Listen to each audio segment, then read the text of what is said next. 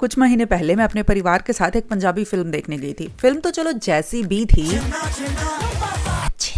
It did make me think कि बहुत सी पंजाबी फिल्मों में लीड एक्ट्रेसेस पंजाबी ओरिजिन की नहीं होती। या तो हिंदी सीरियल वाली एक्ट्रेसेस को लिया जाता है या फिर नॉन पंजाबी मॉडल्स को ऐसी फिल्मों में एज लीड एक्ट्रेसेस कास्ट किया जाता है। पर ये बात सिर्फ पंजाबी फिल्मों तक ही सीमित नहीं है। इनफैक्ट तमन्ना भाटिया, जिनको की साउथ की सुपरस्टार कह के बुलाया जाता था, जब वो खुद साउथ से हैं ही नहीं। रकुलप्रीत सिंह, काजल अग्रवाल, ये बहुत ही ज्यादा पॉपुलर साउथ की एक्ट्रेसेस हैं, पर ऑफ कोर्स वो खुद उस रीजन से नहीं आती। इवन हिंदी फिल्मों में भी ये चीज बहुत होती है और इसकी सबसे बड़ी एग्जांपल होंगी कैटरीना कैफ। बिना हिंदी भाषा आए वो लगभग 20 साल से हिंदी फिल्म इंडस्ट्री में एक्टिव हैं। इसी तरह नरगिस फाकरी, जैकलिन फर्नांडिस और Giselli Monteiro, I am probably saying your name really wrong, I am so sorry, इन्हें भी बहुत ही आसानी से हिंदी फिल्मों में काम मिल गया। एंड व्हेन आई से बहुत ही आसानी से, आई मीन कि उनको ऑडिशन भी नहीं देना पड़ा। वो खुद हिंदी फिल्म इंडस्ट्री में आना भी नहीं चाहती थी। इनफैक्ट फिल्म मेकर्स और प्रोड्यूसर्स उनको सामने से कॉल करके रोल्स ऑफर कर रहे हैं। I was living in Denmark. I got a weird email saying, "Hey, we'd like you to come in and audition for this role for a film." I don't live in India because prior to that I was living in Greece. So I told her that I have no idea what you're talking about. I'm not even an actress. I don't know anything. A couple weeks later, she just writes again, "Hey, the director is going to Prague. Would you be able to just meet him?" He says, "If you can come to India and give it a try. We'll get you some tutors and stuff and see if you can actually pull this off." And that was Rockstar. वो भी उस वक्त जब इनको ना तो India के बारे में इनिशियली कुछ पता ही था और ना ही हिंदी भाषा का ज्ञात था कुछ इन्हें। I didn't know any Hindi. So Namaste, I was like still understanding कि Namaste क्या है? तो ये पैटर्न हिंदी फिल्म से लेके रीजनल सिनेमा तक हर जगह देखने को मिलता है। But why? The thing is कि हमारे देश में या फिर एक छोटे स्केल पे बोलूं तो रीजनल सिनेमा में बहुत से स्ट्रगलिंग एक्टर्स हैं। उनकी तादाद बहुत ही ज्यादा है। कितने ही ऐसे आर्टिस्ट हैं जो इस इंडस्ट्री में काम करना चाहते हैं। वो बाकायदा एक्टिंग सीखते हैं और कंटिन्यूसली ऑडिशंस भी देते हैं ताकि उन्हें बस एक चांस मिल सके अपनी फिल्मों में आने का। तो फिर क्यों अपने देश, अपने राज्य के एक्टर्स को छोड़ के फिल्म मेकर्स ऐसे ही बाहर के एक्ट्रेसेस को रोल्स दे देते हैं बिना किसी टैलेंट के पैमाने पे। और पता है द वियर्ड थिंग इज कि ये सिर्फ फीमेल एक्टर्स के साथ ही होता है। तुम कभी किसी हरियाणा के छोरे को किसी तेलुगु फिल्म में एज लीड नहीं देखोगे। कोई पंजाबी गबरू किसी बंगाली फिल्म में मेन लीड कास्ट नहीं होगा।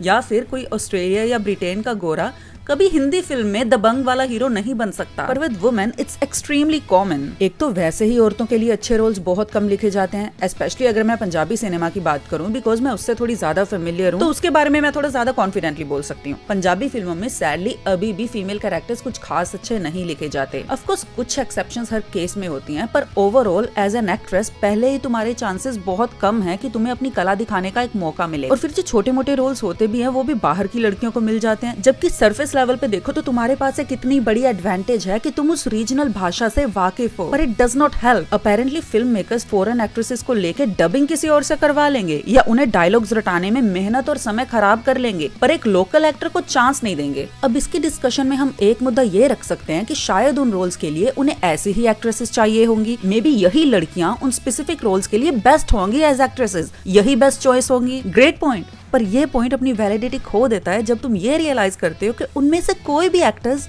अच्छी एक्टर्स नहीं है। Sorry, no disrespect to these actresses, पर तुम ना रॉकस्टार देखो, it's almost a perfect film अगर हीर का कैरेक्टर एक अच्छी एक्ट्रेस ने निभाया होता तो। लव आजकल में एक देसी सिंपल लड़की के रोल के लिए भारत की कोई ऐसी लड़की नहीं मिली इनको। एक स्पेनिश लड़की से ये रोल करवाया and she looked as confused on screen as we felt watching her. देखो, मैं इस बात के पूरे हक में हूँ कि एक कलाकार के लिए भाषा कोई बंदिश नहीं होती। आई एग्री, पर उसके लिए तुम्हारी कला भी तो थोड़ी नेक्स्ट लेवल की होनी चाहिए ना। और ऐसा भी नहीं है कि मैं इन एक्ट्रेसेस को ये अपॉर्चुनिटीज लेने के लिए ब्लेम कर रही हूँ, नहीं, बिल्कुल भी नहीं। इनफैक्ट मैं उनकी ये यूनिक तरह की स्ट्रगल को बहुत एडमायर करती हूँ। किसी ऐसे देश, ऐसी स्टेट में जाके काम करना जहाँ तुम उस जगह, उस भाषा, उस कल्चर से बिल्कुल भी फेमिलियर नहीं हो, इट्स हार्ड। तुम ऐसे अनजान लोगों के साथ काम कर रहे हो जिनका तुम्हें समझ में भी नहीं आ रहा कि वो आपस में क्या बोल रहे हैं। Acting in a different language is really difficult. Your family and friends live in different countries. You don't really have a support system. It takes a toll on you. I asked my parents and they're like, India? They were like, लेकिन India बहुत बड़ा है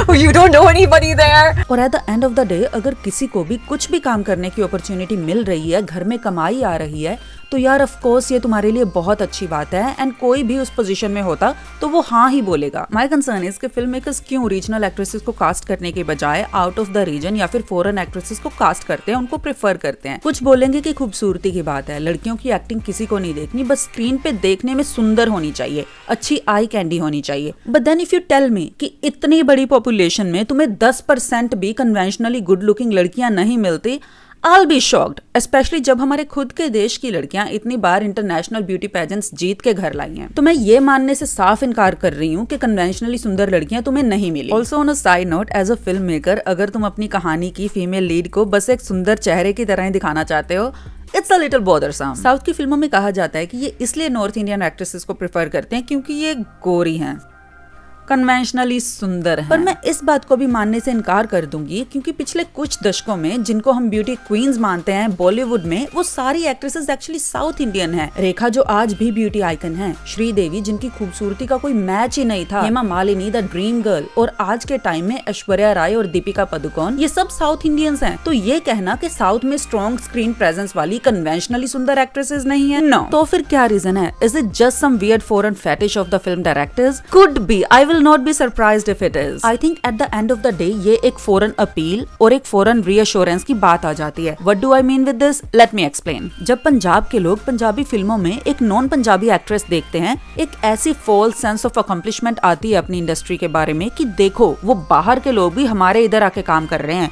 देखो हमारी industry इतनी successful है कि हम उनको जॉब्स दे रहे हैं, देखो स्पेन की एक्ट्रेसेस हमारे यहाँ आके देसी गर्ल बन रही हैं। इसके अलावा ऑब्वियसली जो फॉरेन फीचर्स वाली एक्ट्रेसेस होती हैं, आम ऑडियंस को उससे फैटिश तो होती ही है, तो the film makers play on that. पर मेरे ख्याल से ये बहुत ज्यादा अनफेयर है टू द लोकल एक्टर्स। अगर लोकल एक्टर्स को रीजनल फिल्मों में लिया जाए तो वो ज्यादा जस्टिस कर पाएंगे उन रोल्स, उन स्टोरीज से। और यार अगर रीजनल फिल्म मेकर्स अपनी रीजनल एक्ट्रेसेस को ही चांस नहीं देंगे तो वो कहाँ जाके काम करेंगी?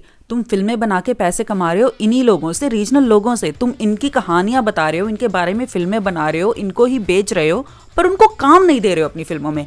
I think it's hugely unfair. पर ये सिर्फ मेरे विचार हैं, तुम्हारे क्या ओपिनियंस है इस चीज को लेके मुझे कमेंट सेक्शन में जरूर बता देना। That is it for today, you will see me in the next one, bye.